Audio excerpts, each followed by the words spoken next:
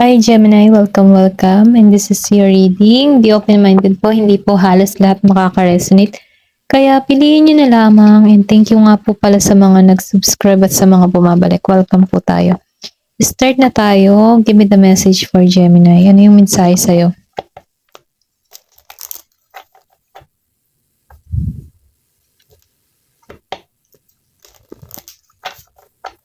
Give me the message for Gemini. Ano yung mensahe sa'yo?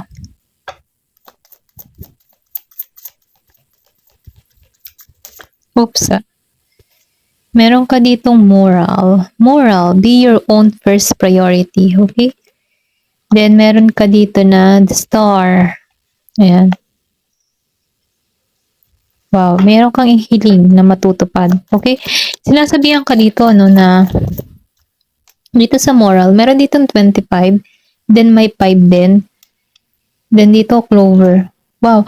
Nararamdaman ko dito, no, na meron kang wish na matutupad. Kumbaga, sinasabihan ka dito na unahin mo muna kung ano yung mga priority mo sa buhay, okay? Kumbaga, dun ka muna magsimula. I-vision mo kung ano yung gusto mong marating. Ito yung nafe-feel ko dito sa moral. Kumbaga, gamitin mo yung intuition mo, gamitin mo yung mga bagong ideas na pumapasok sa kaisipan mo. Kasi ito yung mga katulong sa'yo para magkaroon ka ng bagong sigla or bagong vision para sa iyong sarili. No? Ito yung nafe-feel ko. Kasi meron ka ditong the star na kung saan meron kang hiling na matutupad. Sinasabihan ka dito na maging klaro ka sa iyong mga hinihiling kasi madali mo ito masasakatuparan eh. Kumbaga, no, maniwala ka lamang. Okay? Then, nafe-feel ko din dito, no, na marami ka sa nakikita ditong libro. Maybe marami ka nang natututunan. Okay? Kumbaga, no, nagiging ka ng matured sa mga ginagawa mo o sa mga desisyon na ginagawa mo. At dahil dun, mas pinapriority mo yung mga pangangailangan mo. Kumbaga, sa pangkabuhayan mo, okay? Mas dun ka nakatuon ngayon. Then, dito, no, sa 21, meron ditong clover. Okay? Clover. So, nafe-feel ko dito sa clover, meron kasi nakalagay ditong release your guilt. Maybe meron ditong nakagawa sa'yo or meron kang nagawang masama sa iba na kung saan ano, ito yung nagpapakulong sa'yo sa mga nararamdaman mo. Yung meron kang guilt na nararamdaman. May pwedeng sabihin na meron kang nasabi na masakit sa iyong kapwa, ano, na kung saan sinasabihan ka dito na it's time na para makipag-ayos. Na sa ganun, no, para mapakawalan na tong guilt na nararamdaman. Okay? Pero pwede rin sabihin na meron ditong nagigilting tao sa'yo na gustong makipag-ayos sa'yo dito. Ito lang yung nakikita ko. 21 years old. Give me more information. Ano po yung mensahe para kay Gemini? Ay. Potion. So, inuutosan ka dito, no, sa potion na mag-practice ka na mahalin mo yung sarili mo. Pwede rin kasi sabihin dahil sa mga masasakit na experience na naranasan mo. Meron ka ditong napabayaan mo yung sarili mo. So, sinasabihan ka dito na muli mong buhayin kung ano yung interest mo para sa sarili mo, no? Kumbaga, alagaan mo yung sarili mo, mahalin mo yung sarili mo. Okay?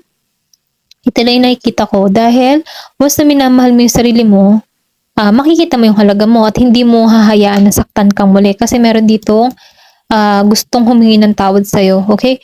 Tingnan pa natin dito sa oracle card na to kung ano pa yung mensahe sa'yo. Give me more information. Nakikita ko dito ano na meron ditong 24 years old. Meron ditong gusto ng pakikipagkasundo sa'yo, renewal. Kung meron ka mang person, ano, meron ditong gustong makipagkasundo. Mamaya tingnan natin kung ano pa yung lalabas sa tarot card. More information. Kasi oracle pa lang itong ginagamit natin. So, meron ka ditong crescent moon. So, pinaka-mensahe sa'yo, keep moving forward. Kumbaga, magpatuloy ka lang dito.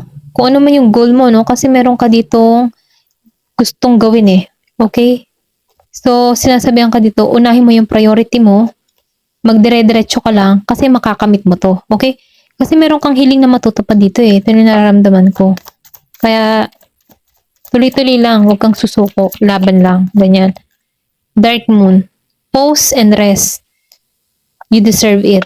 Kumbaga, kung marami ka ng kinaharap na problema, experience, na nagpabigat sa iyong kalooban, ito na yung oras para pakawalan ito at magtuon ka muna sa sarili mo.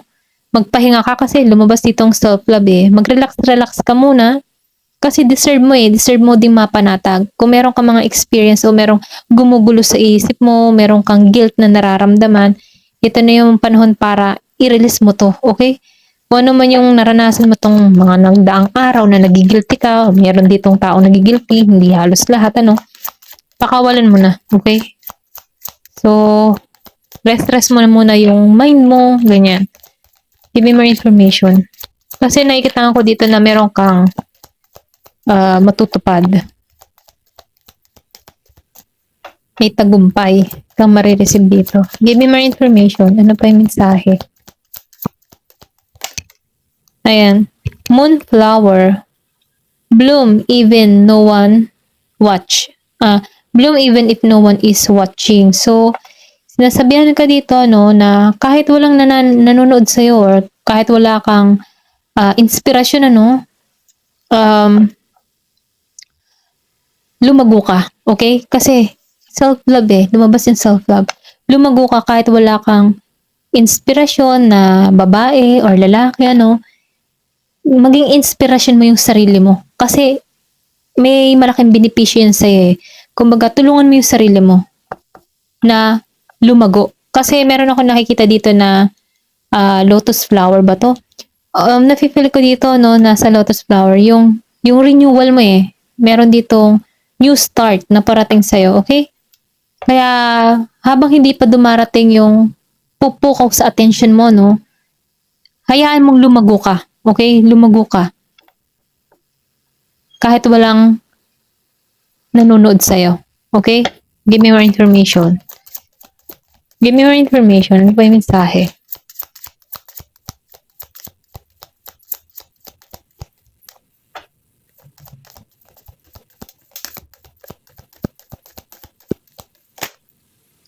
New moon. Di ba? Kasasabi ko kanina ng fresh start. Yan, lumabas na nga. Meron ditong new beginning parating sa'yo. Kaya sinasabihan ka dito, kahit wala kang inspirasyon, gawin mo inspirasyon yung sarili mo. Kasi hindi mo masasabi, bigla na lang darating yan ng hindi mo inaasahan. Once na lumalago ka, okay? Kasi once na nagsa-self-love ka, syempre, pag nagsa-self-love ka, inaayos mo yung sarili mo, gumaganda ka, umaayos ka. Pag lumalabas ka in public, maraming nakakapukaw ng attention sa'yo kasi merong nakikitang pagbabago sa'yo. Maraming nagkaka-interest. Kasi, namahal mo na yung sarili mo eh. May pagbabagong nagaganap sa'yo. Dahil doon, meron papasok. Kung hanap mo yung relasyon, new love, okay? Meron papasok sa'yo. Or kung halimbawa gusto mo ng panibagong oportunidad, ito yung parating sa'yo. New beginning. Give me more information. Message of peace. So, meron ditong gustong makipagkasundo sa'yo.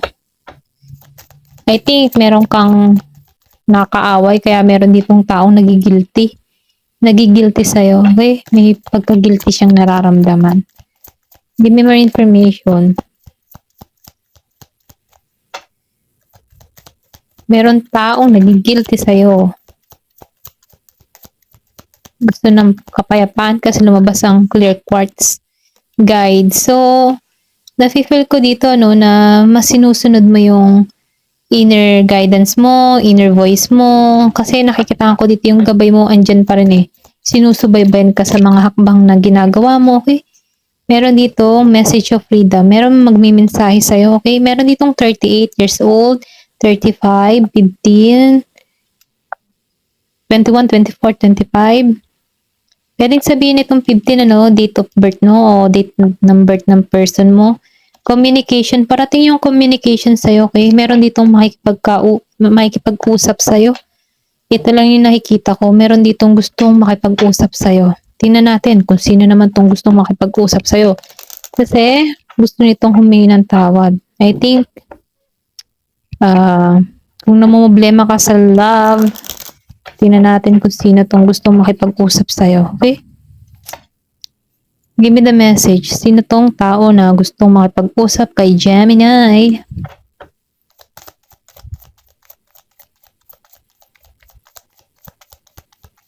Oh, the Hangman. Okay?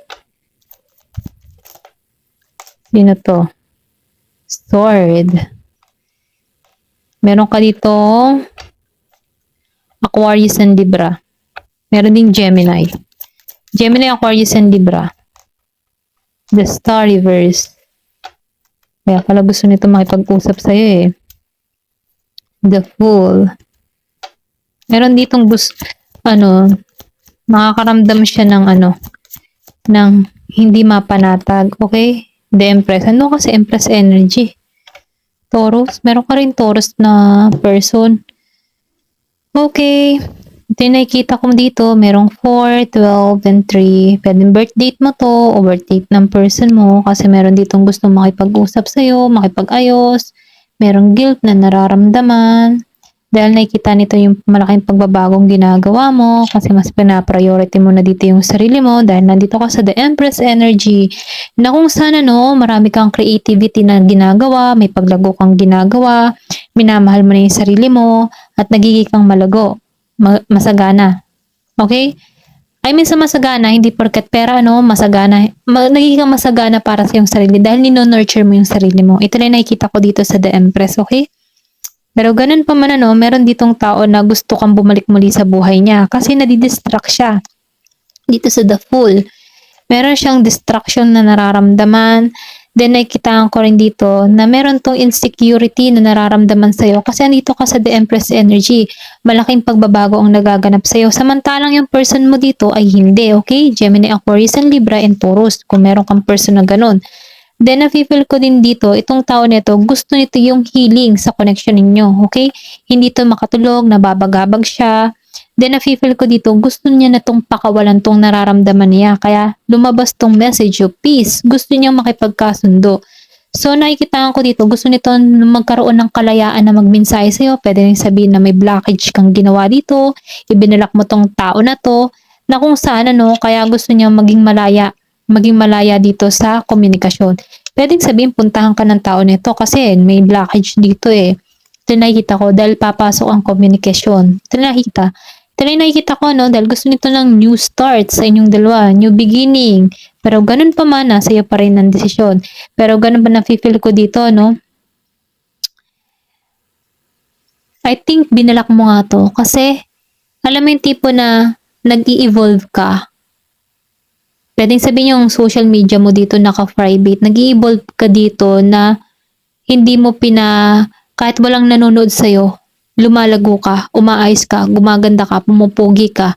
Okay, ito lang nakikita ko. Meron dito naging private yung kanyang social media, nagiging private siya sa lahat. Yung parang gusto niya mababalita na lang na boom, okay na siya, masagana na siya, okay. Meron na siya kasi andito ka ngayon eh. Nagpa-practice kang mahalin yung sarili mo. Okay? Binabago mo yung routine mo. Ganun. Ito na yung na-feel ko. Dahil doon, meron kang hiling na matutupad dito. At itong tao na to, may pagsisising nagaganap sa kanya. Gusto niya na itong pakawalaan. Feeling ng tao na to na nagsasacrifice siya, okay? Nagsasacrifice tong tao na to sa kanyang emotion.